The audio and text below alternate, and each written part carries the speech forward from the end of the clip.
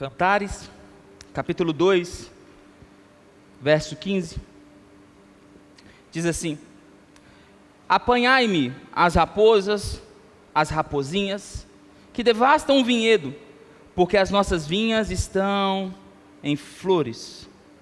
Em outra versão, na versão NVI, tomai-nos, apanhai-nos, ou pegai, arrancai, tirai as raposas, ou vírgula, as rapozinhas, que danificam as vinhas, porque as nossas vinhas estão em flores, ou em outras traduções em agraço, ou seja, elas estão começando a produzir, elas estão começando a frutificar. Fecha seus olhos, nós vamos meditar um pouco sobre esse tema, sobre esse texto. Espírito Santo, nós queremos essa noite cobrir aqui as nossas vidas. Quero convidar o Senhor Jesus, para que o Senhor esteja nesse lugar hoje. Nós sabemos que o Senhor já estava aqui antes da gente chegar. E que o teu coração se alegra quando nós nos reunimos para falar do teu nome. Por isso eu peço ao Senhor essa noite que o Senhor possa cobrir aqui as nossas vidas. Falar ao nosso coração, ministrar sobre o nosso coração. Para que a gente saia daqui cheio do teu Espírito Santo. Para que a gente saia daqui cheio para viver uma nova etapa, uma nova fase na nossa vida, nos nossos sonhos, na chamada do Senhor no nosso coração. E nós fazemos isso em nome de Jesus. Amém e amém. Queria convidar quem está espalhado pela igreja, quem está lá fora, toma um lugar. Estou vendo o Marcelo ali, que está hoje, é nosso recepcionista do Kids, já está sentado ali no cantinho. A galera da recepção, deixa só uma pessoa lá, se for necessário. O pessoal do Conexão Story, pode vir, pode sentar, toma um lugar. Porque o que a gente está vivendo nesses últimos dias, eu acredito que essa série sobre abandonos, você que está aqui hoje pela primeira vez, a gente está fazendo uma série sobre esse tema tão real e esse tema tão importante e tão discutido na Bíblia, que fala sobre abandonos. Coisas que nós precisamos abandonar, não de uma perspectiva impositiva de Deus, mas numa perspectiva de aconselhamento de Deus. É como se Deus dissesse: olha, eu quero fazer algo na sua vida, mas se você não abrir mão de certas coisas, você não vai conseguir chegar lá. A Bíblia vai mostrar para mim e para você a alusão que Jesus faz sobre a nossa jornada espiritual. Ele diz: olha, existe uma porta que é estreita e um caminho que é apertado. Existe um momento que a gente vai ter que soltar algumas cargas, a gente vai ter que soltar algumas mochilas que nós carregamos para que a gente continue avançando. O que a gente muitas vezes não consegue perceber na nossa jornada é o time. É o tempo onde nós precisamos soltar determinadas coisas, pessoas, conselhos, posições. O grande desafio do cristão é tentar avançar com cargas que não são permitidas para as próximas etapas. É como se Deus estivesse inserindo e chamando a gente para um outro lugar, para um outro nível de relacionamento com Ele. Mas Ele dissesse: olha, tudo bem, eu quero que você venha aqui para cima, porém, você precisa soltar o que você está carregando, porque aqui em cima você não vai conseguir ficar se você carregar essa mochila que você está carregando.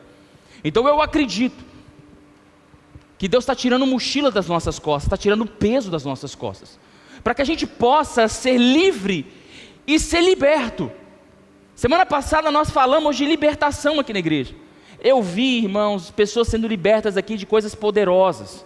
Eu recebi telefonemas, mensagens de pessoas mandando, dizendo: olha, foi realmente poderoso, eu vi coisas sendo transformadas na minha vida. E eu acredito nisso, porque quando nós falamos de libertação, o próprio Espírito Santo tem interesse nisso. É como se o Espírito Santo tivesse: rapaz, eu estou doidinho, é só você falar que eu quero. E o Espírito Santo quer cooperar na nossa libertação. O grande desafio, como eu disse aqui na hora da palavra da oferta, não é Ele trazer libertação na nossa vida, porque para Ele é fácil. Porque quando Jesus disse tetelestai, ou está consumado, a vitória já foi garantida na cruz do Calvário. Porém, o grande desafio da igreja não é reconhecer a vitória, mas é estabelecer a vitória de Jesus na cruz dentro de nós. Porque ainda que nós possamos estar libertos de forma teórica, a gente pode não viver isso de forma prática, porque tudo, e a Bíblia diz que Jesus conquistou na cruz, é direito nosso e é a nossa herança. Agora, uma coisa é eu saber disso, e outra coisa é eu desfrutar disso. Quando a gente entende isso, que nem tudo que está na nossa conta está na nossa posse. Vamos fazer um teste? Quem tem aplicativo de banco aí? Levanta a mão aí no seu celular, levanta a mão para mim. Todo mundo aí, quem? Deixa eu ver. Aplicativo de banco. Não precisa perguntar, não precisa falar. Mas quanto você tem de saldo agora? Pensa aí. Dia 22 de setembro. Falta uma semana para o final do mês, 2 semanas para o 5º dia útil. Quanto você tem quando é o saldo da sua conta?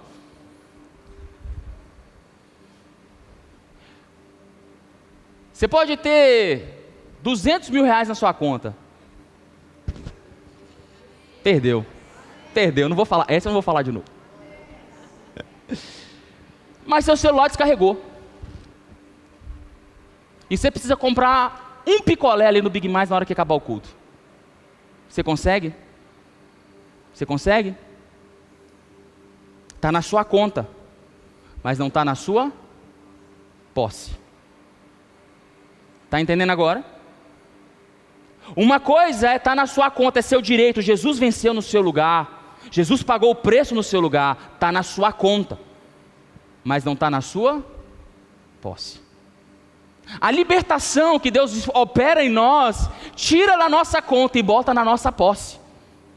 Para que quando eu precise, e eu vou sempre precisar todos os dias, eu possa estar com o escrito de dívida. A Bíblia fala em Colossenses capítulo 2, verso 16, que Ele rasgou o escrito de dívida que consistia em ordenança em nosso favor, e envergonhou os nossos inimigos. Então Ele nos entrega esse débito quitado, essa promissória quitada, ela bota na nossa mão, e quando o diabo vem contra nós, está na nossa posse, está aqui, e aqui você não me prende mais. Quando a gente entende essa verdade, esse nível de libertação, a gente sai dessa perspectiva de que eu sempre preciso de alguém para orar por mim. E eu vou te dizer que é bom quando as pessoas oram para a gente. E a igreja evangélica, na sua doutrina de libertação, ela construiu 2 vertentes, a mais fácil e a mais difícil. Eu estou pregando sempre o mais difícil.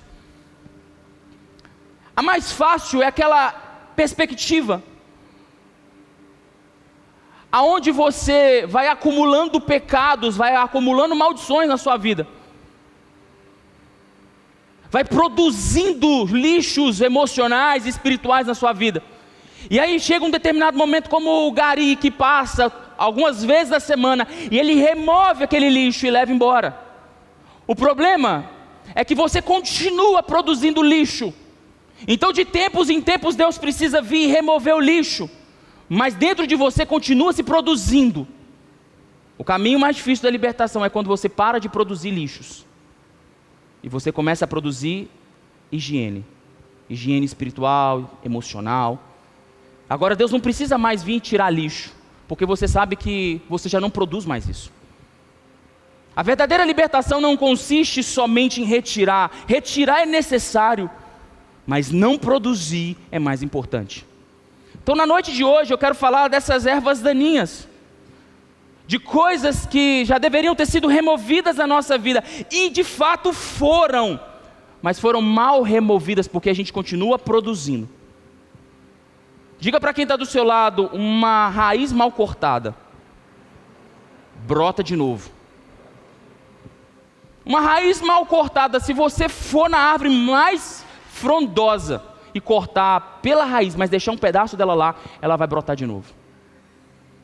E nós precisamos entender que o interesse de Deus é remover tudo, para que nada, que aquele lugar nunca mais, que Ele nos libertou, faça com que a gente volte para aquele lugar. Para isso a gente precisa limpar os nossos olhos, a gente precisa focar nos lugares certos. Alguns de nós temos dificuldade de um dos sentimentos mais difíceis para o ser humano de se estabelecer na sua jornada espiritual, que é o desapego. Uma das maiores níveis de maturidade espiritual é quando nós aprendemos a desapegar. Quando Jesus disse na sua palavra: olhem para os lírios do campo, olhem para as aves dos céus, eles não têm o que comer e eles não têm com o que se vestir, muito mais o Senhor, se o Senhor cuida deles, muito mais o Senhor cuidará de vós. Então não se apeguem com as coisas deste mundo, não se preocupem com a dimensão da sobrevivência, porque o cuidado de Deus está sobre você. O que Jesus estava dizendo a respeito da nossa vida é: não entenda que a sua vida não pode estar apegada nesse plano. A sua vida não pode estar presa em comer, beber e vestir. A sua vida é muito maior do que isso. As nossas vidas e a chamada de Deus na nossa vida é muito maior do que isso. Mas quando a gente entra na igreja, a gente aprende a soltar, mas não desapegar. A gente solta comportamentos, a gente solta pessoas, a gente solta estereótipos de roupa, mas a gente não desapega do que verdadeiramente precisa se desapegar. A gente para de falar boa noite, a gente começa a falar paz do Senhor. A gente troca a saia curta para uma calça comprida. A gente troca as roupas furadas, rasgadas, e não me importa isso, mas o homem troca esse tipo de roupa para uma roupa um pouco mais comportada, vamos dizer assim. Mas ainda dentro de nós existem coisas que vão brotar no futuro, porque só foi removido parte, só a casca. A gente só invernizou, só talhou por fora, mas por dentro ainda moram coisas que Jesus tem o interesse de remover de dentro de nós. Está entendendo o que eu estou dizendo? Então eu quero nessa noite discorrer isso com vocês, porque muitos de nós ainda estamos não presos, não desapegados de laços que foram construídos na nossa alma, por palavras ou por sentimentos. E na nossa jornada espiritual, nós vamos precisar entender que palavras que nos disseram precisarão ser perdoadas, se nós queremos subir de nível. Palavras que nos disseram, sentimentos que conservamos, precisam ser soltos e desapegados da nossa vida, para que a gente chegue nos lugares que Deus espera. Tem muita gente solta, que soltou e perdoar, eu perdoo meu pai, mas lá dentro ainda guarda palavras. Eu perdoo o professor que me chamou de burro, mas a palavra burro ainda está lá dentro. Quando dá errado alguma coisa, a primeira voz que vem é alguém te chamando de burro. Então a raiz foi cortada, o perdão foi liberado ali, mas ainda existe uma raiz. Alguma coisa que quando ativado a palavra, ativa essa raizinha de você.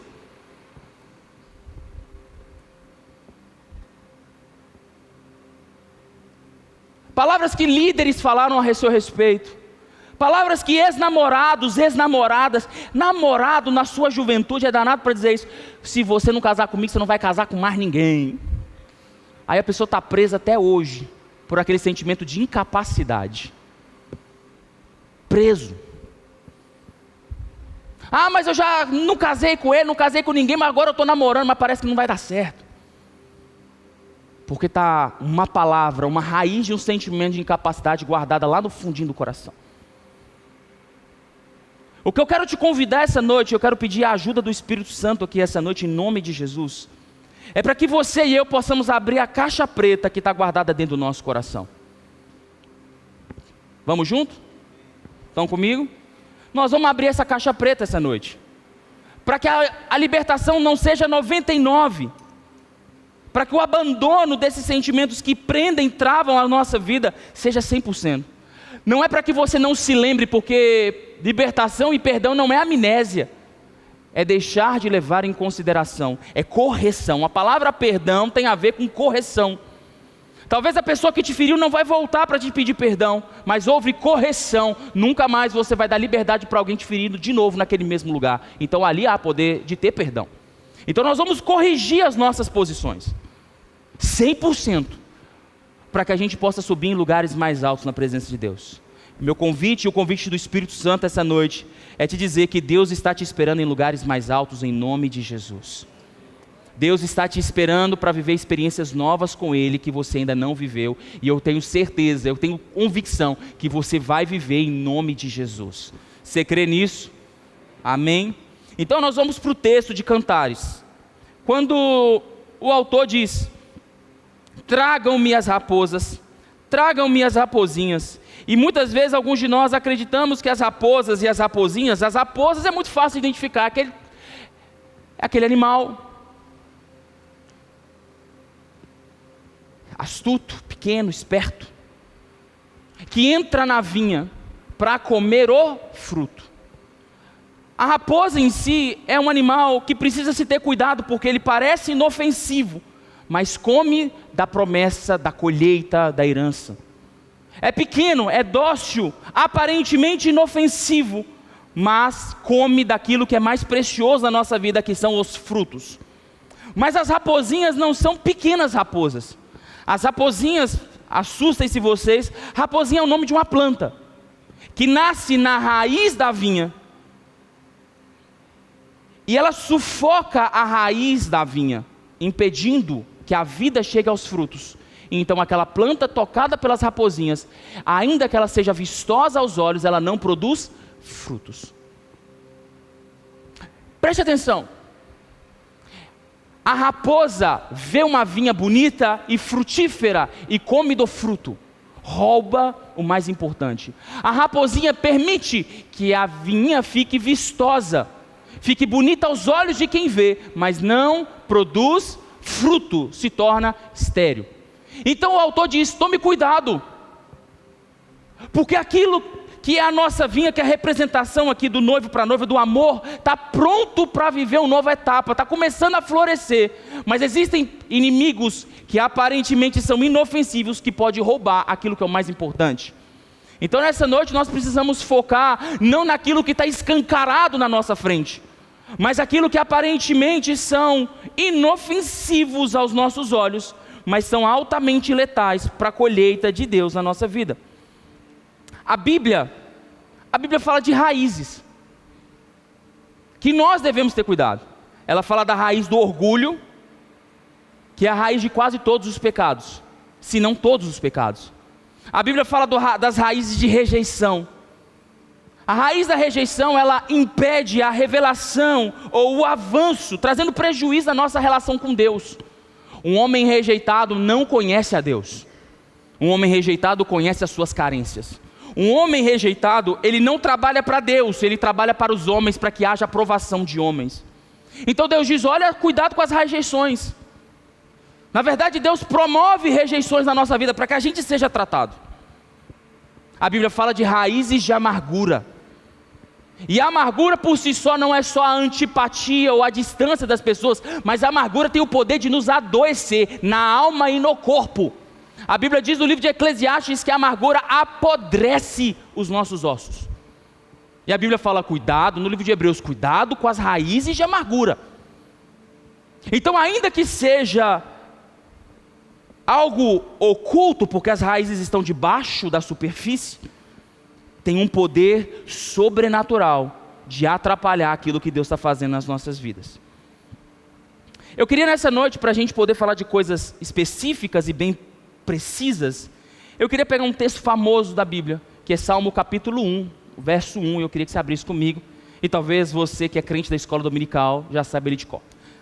Como é feliz ou bem-aventurado aquele que não segue o conselho dos ímpios, não imita a conduta dos pecadores, e nem se assenta nas rodas dos zombadores ou dos escarnecedores. Ao contrário, seu prazer está na lei do Senhor, e nela medita dia e noite. É como uma árvore, agora ele faz alusão a uma árvore plantada. É uma árvore plantada à beira das águas correntes, dá fruto no tempo certo, e as suas folhas não murcham, e tudo o que ele faz prospera. Você pode dizer um amém aí no seu lugar? Você pode profetizar em quem está do seu lado: você é uma árvore plantada à beira das águas, você vai dar fruto no tempo certo, suas folhas não vão murchar, e tudo que você fizer vai prosperar. Pode dizer um glória a Deus, pode aplaudir o Senhor. Aleluia, aleluia. Mas a Bíblia diz no versículo 3 que nós seremos como árvores plantadas, e essa analogia é importante, grava isso. Mas ele começa dizendo: bem-aventurado aquele que não segue o conselho dos ímpios. E muitos de nós pegamos esse texto muito famoso na Bíblia, e nós cogitamos que aquele que é o ímpio é aquele que não é o crente.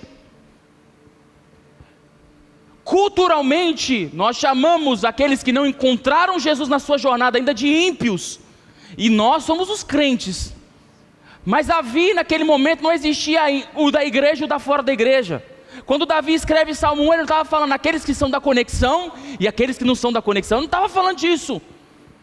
Ele estava falando de homens ímpios, e a palavra ímpio significa perverso. O homem ímpio é o homem perverso. E perversão, hoje é o nome que está na moda nos nossos consultórios psicológicos. Hoje isso está à tona, e isso está claro para muita gente, é só você procurar. Mas a palavra perverso, a palavra perversão na Bíblia, e talvez você possa recortar essa palavra como perversão sexual, porque isso é mais popular ainda na nossa cultura hoje, mas a palavra perversão é muito mais profunda do que somente a perversão sexual. Porque a palavra perverso, que dá origem à palavra ímpio, significa aquele homem que não se arrepende. Ele não está dizendo sobre religião, ele está falando sobre um caráter de um homem que não se arrepende daquilo que pratica. E você, me desculpe, você pode estar na igreja e não se arrepender de pecados que você comete. Você pode estar na igreja, você pode estar servindo o corpo de Cristo e reincidindo em pecados. Pode ou não pode? Pode ou não pode? Você pode xingar alguém ali na esquina e vir para a igreja? Pode ou não pode? Eu posso brigar com a minha mulher e vir aqui na frente pregar para vocês? Posso ou não posso? Eu só não posso trazer a presença de Jesus, porque enquanto eu não consertar com ela, eu não consigo trazer Jesus para o meu lugar. Mas eu consigo fazer o que eu faço, não pedindo perdão pelos meus pecados. É fácil fazer isso. O que a gente não pode é atrair a presença do Espírito Santo. Então ele diz: cuidado com aqueles que te aconselham, mas não se arrependem. Provérbios, capítulo 3, no versículo 32, diz assim: pois o Senhor detesta o perverso, mas o justo é o seu grande amigo. A maldição do Senhor está sobre a casa dos ímpios, mas Ele abençoa o lar dos justos. Amém? Deixa eu te explicar uma coisa. Você não pode, você não consegue aconselhar alguém nos caminhos do Senhor se existem pecados reincindidos na sua vida. Você não consegue caminhar plenamente na presença do Senhor se você tem pecados reincindidos na sua vida. Pastor, eu estou lutando, então continua lutando. Pastor, mas eu estou lutando contra o meu pecado, então continua e faz a sua luta, a sua vida. Mas não caia na normalização do pecado. Eu não consigo, porque nesse lugar a presença do Senhor já não está longe de você. Fala que a presença do seu lado: pecado tem nome. Pecado tem nome. Pecado não é desafio. Pecado não é problema a ser vencido. Pecado é pecado. Pecado é pecado. E pecados reincindidos geram desesperança no coração dos homens. Eu estava vendo um vídeo essa semana a respeito, um teólogo dizendo a respeito do pecado da pornografia. Como vencer o pecado da pornografia? Hoje a pornografia é um dos pecados mais poderosos na vida de um homem e na vida de uma mulher também, porque está crescendo, proliferando. A vitória da pornografia não está isento dela, mas está lutando contra ela. Deus pode te libertar da pornografia hoje? Pode e vai, em nome de Jesus. Mas a luta pela pornografia, o lutar, o resistir, o renunciar, é que constrói o caráter de alguém que quer viver em santidade. Porque é nessa luta que nós procuramos nos ajustar na presença de Jesus. É quando nós lutamos contra o nosso pecado, é nesse processo de santificação que a gente vai dizendo: Jesus, eu preciso mais do Senhor, eu preciso mais, eu preciso de mais, eu preciso de mais, e Deus vai liberando mais dele sobre nós. Mas nos lugares aonde a gente se conforma, nós criamos apatia espiritual. A Bíblia chama a apatia espiritual de apostasia, que são homens e mulheres que já não conseguem mais a dar passos diante de Deus. São homens e mulheres que se acostumaram a viver longe de Deus. Então o salmista diz: cuidado e não sigam aqueles que não se arrependem pelos seus pecados. Sabe, irmãos, quando a gente dobra o nosso joelho na beirada da cama antes de dormir, e eu espero em nome de Jesus que você faça isso pelo menos hoje, e você ajoelha bota seu joelho no chão, ou curva a sua cabeça na sua cama e diz: Senhor, me perdoa pelo pecado que eu cometi hoje, me perdoa pela fofoca, me perdoa pela mentira, me perdoa pela calúnia, me perdoa, Senhor, porque eu falei mal do meu irmão. Quando você faz isso, alguns de nós podem interpretar que Deus está ali com um checklist. Então está faltando aquela hora que você olhou para o lado lá, porque você olhou para aquela mulher que estava passando. Alguns acreditam que Deus está lá com um checklist, ó, beleza, para esse você pediu perdão, para esse você pediu perdão, está faltando esse, hein? Deixa eu te explicar uma coisa, Jesus estava lá quando você estava pecando, Jesus estava te vendo quando você estava pecando. O que faz Deus ser Deus, um dos fatores que faz Deus ser Deus é a onipresença, está em todos os lugares, Ele estava lá. Sabe por que você pede perdão? Para você reconhecer que você precisa dEle na sua vida. É para isso que você pede perdão. Fala: Senhor, eu sei que eu errei, e aquela hora eu não consegui, mas me ajuda. Luta comigo, bota um anjo do meu lado e me ajuda, porque eu não quero vencer. Eu quero chegar essa noite, eu quero sentir a Tua presença. Eu não quero sentir culpa, eu quero sentir prazer no Senhor.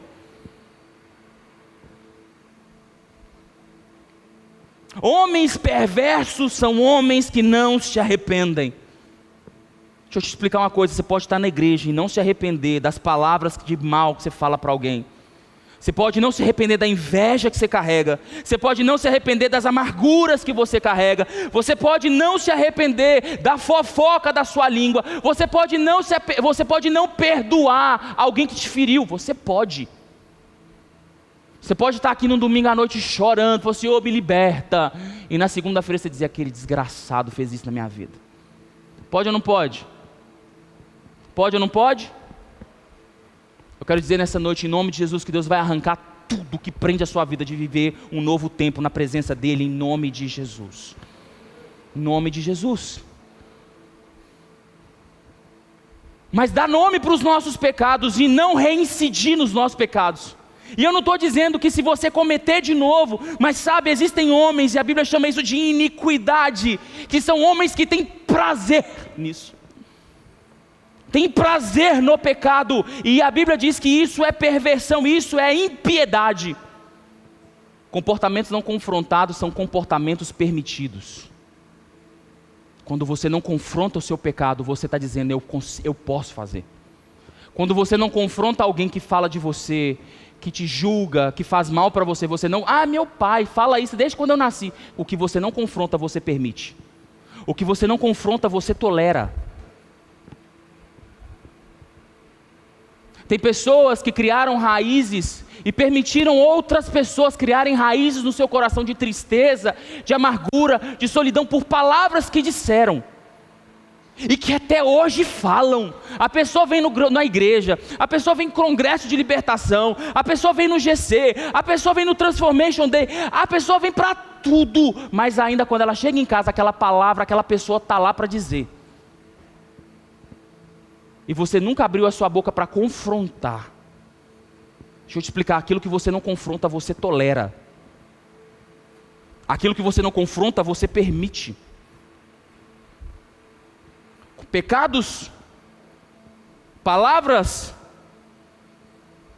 precisam ser confrontadas por homens que não se arrependem. Talvez a pessoa que está dizendo isso nem sabe que está te ferindo. Mas existe uma raiz de tristeza, de amargura ou de rebelião dentro de você, porque alguém falou alguma coisa e não foi confrontado. Quando o salmista diz: não siga o conselho dos ímpios, não siga aqueles que não se arrependem. Está aqui comigo? Amém? Amém? Vocês estão caladinhos? Vocês ficaram caladinhos de uma hora para outra. Foi só engrossar que vocês... Amém? Vocês estão felizes? Amém? Agora ele diz: e não imita a conduta dos pecadores. A palavra aqui, a conduta dos pecadores, significa aqueles que permanecem no compasso dos pecadores, permanecem no ritmo dos pecadores. É como se Deus, o salmista está dizendo, Deus vai mudar a sua vida, você vai ser uma árvore plantada, então não ande no ritmo de quem está pecando. Não acompanhe a jornada do pecador. Não acompanhe a maneira onde o pecador, a maneira como o pecador faz. Não esteja no ambiente do pecador.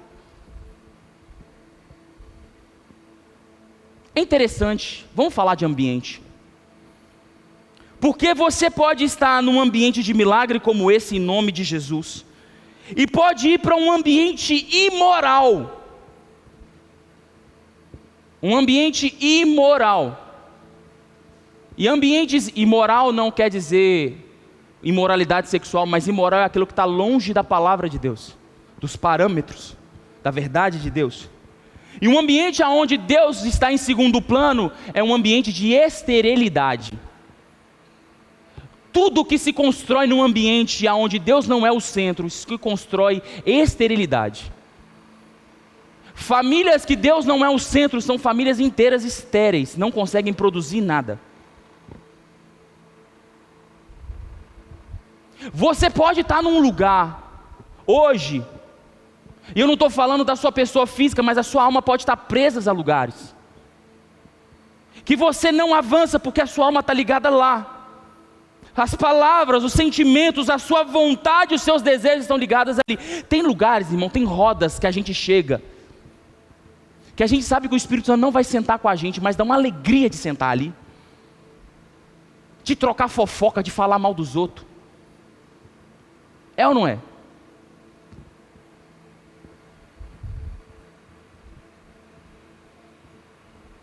Você sabe que o Espírito Santo não vai estar ali, mas você senta, bota um cafezinho na xícara, bota um calor de 40 graus, bota um cafezinho na xícara e abre o falador para falar mal dos outros. É assim ou não é? Você chega no trabalho, você trabalha ali, na hora do cafezinho, é a hora de falar mal do patrão, do superior. É a mesma coisa de jogar uma agulha, um palito de fósforo no palheiro, é só começar.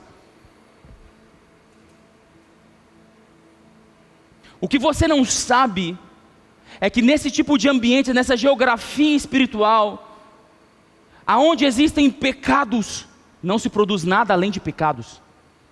Como num ambiente de bênção, não se produz outra coisa que não seja bênção. Sabe o interessante que quando Saul foi ungido rei por Samuel, a gente não fala nada de bem de Saul, mas Saul foi um bom homem no início. A Bíblia diz que Samuel deu uma ordem, deu uma direção de Deus para ele. Samuel disse: eu vou te ungir rei, e você vai sair daqui, e você vai na casa dos profetas. Quando você chegar lá, você vai profetizar também. A Bíblia diz que Saul saiu daquela unção de rei, e foi para a casa do profeta. Quando ele chegou no ambiente profético, sabe o que aconteceu? Adivinha? Ele começou a profetizar. Existem ambientes que moldam o nosso caráter, os nossos dons e a provisão de Deus na nossa vida. Quando Deus diz cuidado com a conduta dos pecadores, Ele está dizendo cuidado com as rodas que você senta. Cuidado com os lugares que você anda, abrindo o seu coração, e o seu prazer está naquele lugar. A Bíblia diz: antes o seu prazer esteja na lei, e nela gaste o seu tempo de dia e de noite. Sabe de uma coisa, irmãos? Nós precisamos aprender o poder que um ambiente faz na nossa vida. Ainda que você possa dizer: não, quem faz o ambiente sou eu, mas você sabe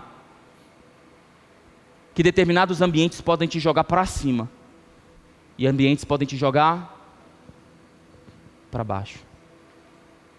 Está aqui comigo? Fala para quem está do seu lado: cuidado com as rodas que você se assenta.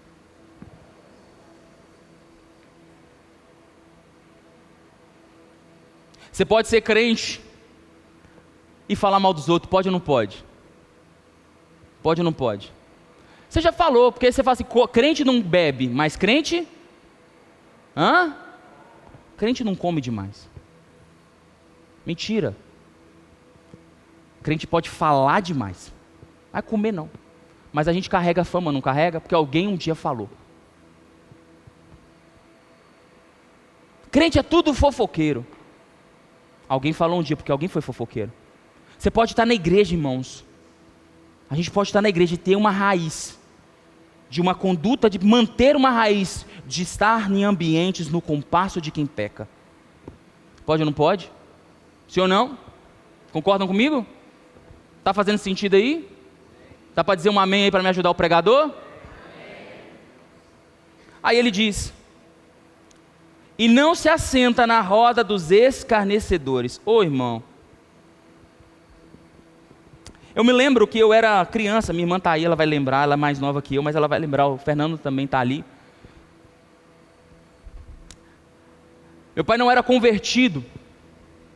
Minha mãe converteu lá para o ano de 96, 97, a gente era todas as criancinhas da tarde da bênção, a gente ia para a tarde da bênção. Meu sonho era ter um kids na igreja, irmão, porque eu apanhava quase todo culto. Porque a mãe falava comigo assim, falava com a gente, né, os 4. Antigamente, irmão, criança era educada na igreja.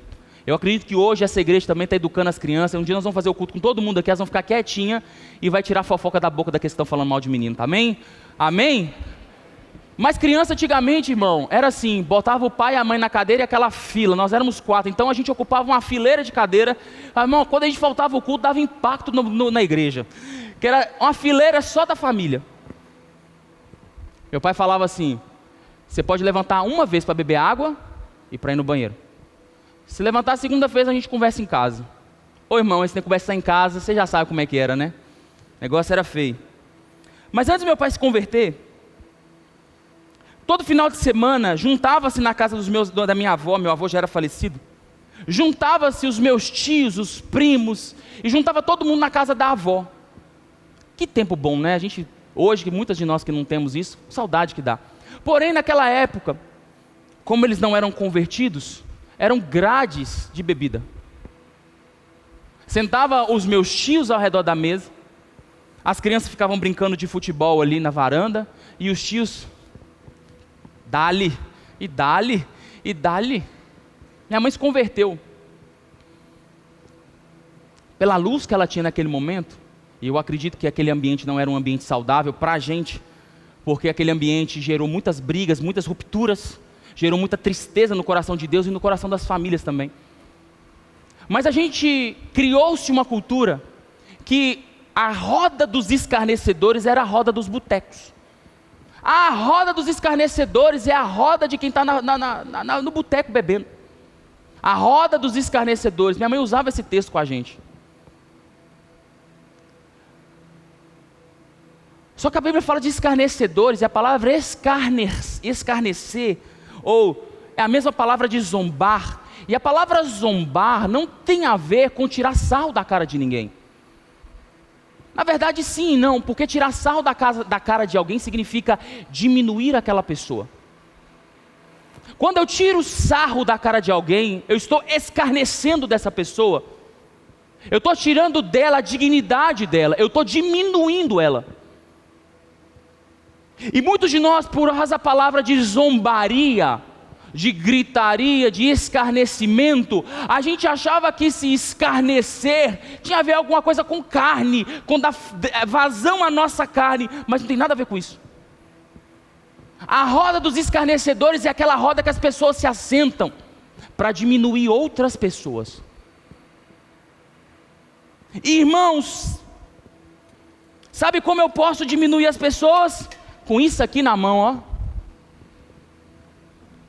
Porque essa palavra que tem poder de levantar mortos, tem poder de matar vivos. Eu posso usar isso daqui para matar alguém, para reduzir alguém ao pó. Posso ou não posso? Posso ou não posso? Eu posso usar disso daqui para dizer, você vai para o inferno. Posso ou não posso? Da mesma forma eu posso usar isso aqui para dizer, Jesus morreu na cruz por você, não importa onde você esteja, Ele pode te libertar aqui hoje. Escarnecer de pessoas não é sobre tirar sarro da cara delas. Escarnecer pessoas é diminuir o propósito original de Deus na vida delas. Quando o salmista diz, não se assente na mesa dos escarnecedores, não se assente em lugares onde você é diminuído. Não permita que as pessoas diminuam aquilo que Deus disse para você. Não permitam que as pessoas tirem de você a dignidade de que Deus plantou dentro de você.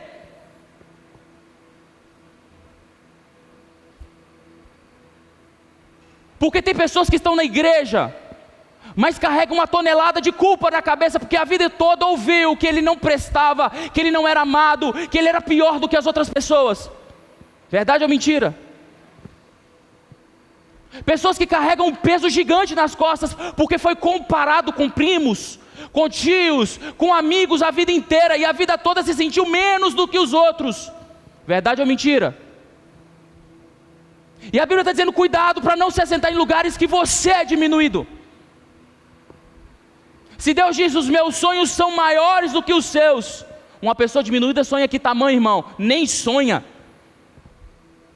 Porque a vida toda foi diminuída. Aí pergunta, Deus, por que eu não dou certo? Não dá certo porque o que você enxerga de você é um anãozinho, um incompetente, um incapaz, um bebezinho, que precisa da ajuda do papai ou da mamãe para ser alguém. Eu quero te libertar essa noite em nome de Jesus, e declarar sobre a sua vida que os planos de Deus para a sua vida não morreram, e você vai viver todos os planos de Deus para a sua vida, em nome de Jesus. A questão é que se você se enxergar pequeno, você vai ser sempre pequeno. Se você se enxergar na cruz, você vai entender o tamanho do sacrifício de Jesus na sua vida. Então você vai entender o tamanho que Deus espera que você seja. A roda dos escarnecedores é a roda de quem rouba a sua dignidade. Irmãos, tem pessoas que saem da igreja, ouve uma palavra como essa, chega em casa, e porque tem alguém que não é crente lá dentro, fala assim, você foi na igreja dar dinheiro para o pastor? Não é assim? Ou eu estou falando mentira? Porque eu já ouvi isso. E tudo que você recebeu fica diminuído aos olhos de quem está falando, e você permite que isso aconteça. Comportamentos não confrontados são comportamentos.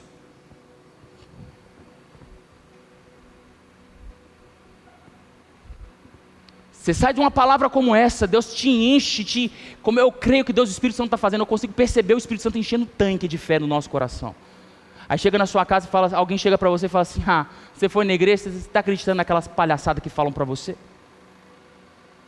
Você é filho de pobre, rapaz, vai dar certo nunca. Comedor de arroz e feijão. Aí você pega tudo que Deus colocou dentro de você e coloca no bolso e vai embora. É assim ou não é, irmãos? Fala para quem está do seu lado aí, não permitam ser diminuído da palavra que você carrega. Não se assente, não ande no caminho do ímpio, não siga o conselho do ímpio, não imite a conduta dos pecadores, e não se assente na roda dos escarnecedores. Antes,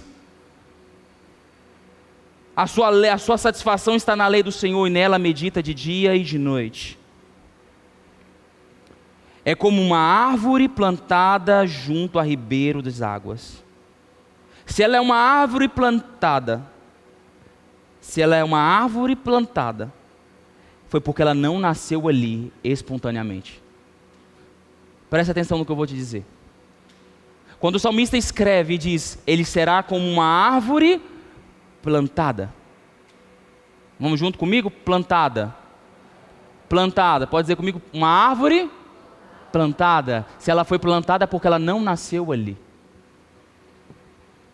Se ela não nasceu ali, ela tinha raízes fincadas em outros lugares, mas ela foi transportada para geografias que fazem ela crescer. Eu quero dizer uma palavra essa noite, você só não cresceu porque talvez você está no lugar errado. Você ainda só não avançou porque você está em geografias erradas, mas nessa noite, Deus te tira de geografias infrutíferas para te plantar junto a ribeiro das águas, em nome de Jesus. Se você crer nisso, você pode dizer um amém, em nome de Jesus. Se você foi plantado, é porque você não estava ali, cara. Mas Deus diz, olha, eu te tirei daquele lugar, como 2 Coríntios diz, Ele nos transportou do império das trevas.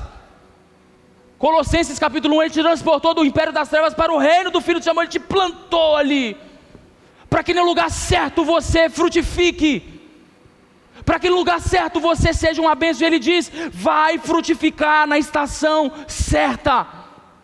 Sabe o que significa? Que você não vai ser prematuro, você não vai dar certo antes do tempo, e nem depois do tempo. Na hora certa, no tempo certo, Deus vai fazer você prosperar, Deus vai fazer você avançar, Deus vai fazer você crescer, Deus vai fazer você voar nos lugares aonde Ele sonhou que você voasse, no tempo certo. Uma árvore plantada precisa ser tratada, então Deus te planta essa noite em lugares certos, para no tempo dele você frutificar no lugar que Ele disse que você frutificaria.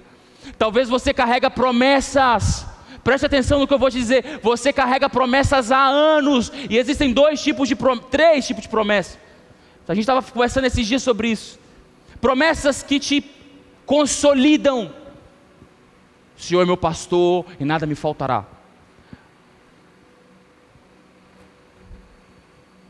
Seja forte e corajoso. Promessas que te consolidam, que nos momentos difíceis te colocam em pé de novo. Mas existem promessas que te desafiam, que dizem, eu vou fazer isso na sua vida.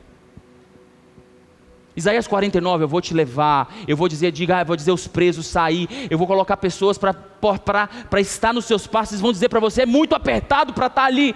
Promessas que te desafiam, você olha e fala, é impossível, mas são essas promessas que te movem, são essas promessas que te arrancam de lugares e te levam para outros lugares, que te arrancam de ambientes e te plantam em outros ambientes.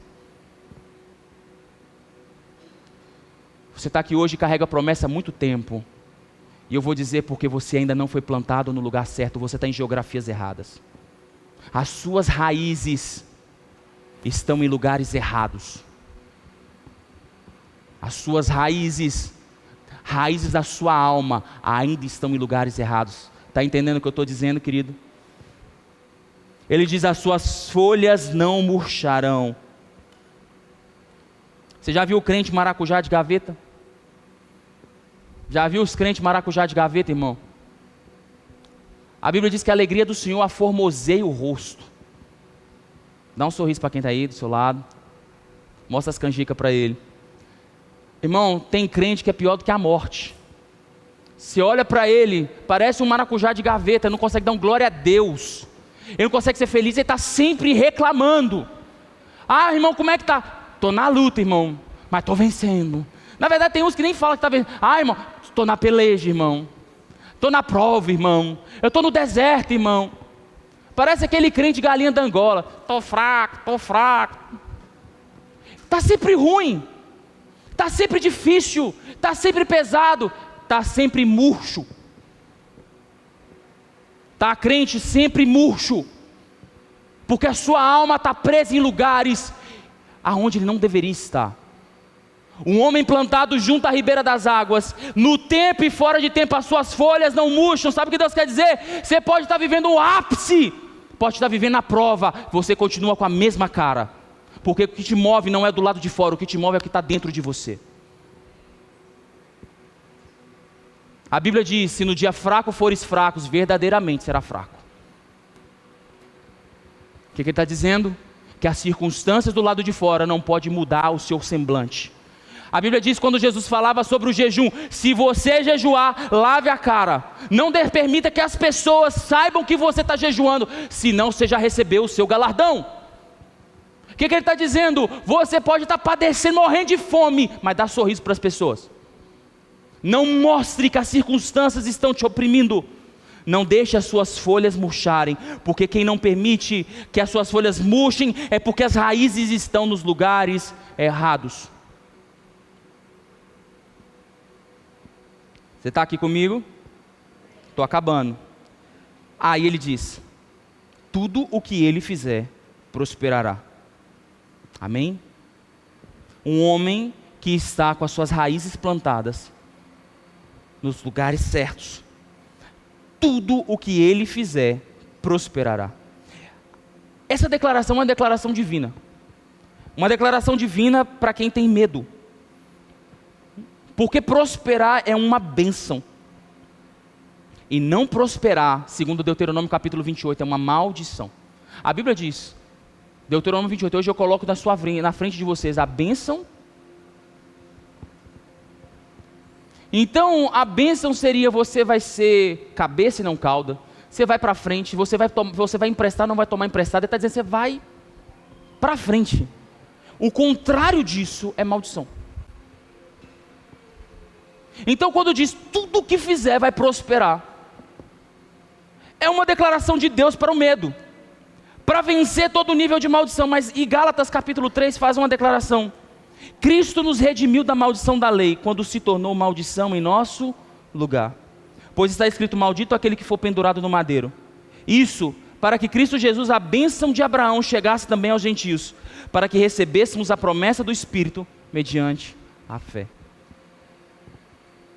Se Cristo fez maldição no meu lugar, se Cristo pegou o fardo, Isaías capítulo 53, Ele tomou sobre si as nossas dores, Ele se fez maldição no nosso lugar, porque ainda nós não estamos vivendo a plenitude da bênção que Ele sonhou para a gente, porque ainda nós estamos vivendo a miséria, a escassez, as tristezas, a esterilidade,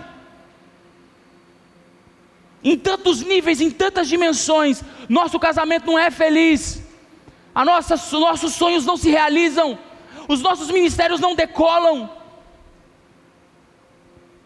A denúncia de Deus é: suas raízes, ainda que ninguém esteja vendo, estão em lugares errados, foram mal cortadas, e por causa disso estão brotando de novo. A minha oração aqui hoje com você é que Deus venha e arranque de mim e de você todas as raízes mal cortadas. Todas as raízes mal cortadas. Que Deus venha limpar o campo do nosso coração e cortar e botar fogo em tudo.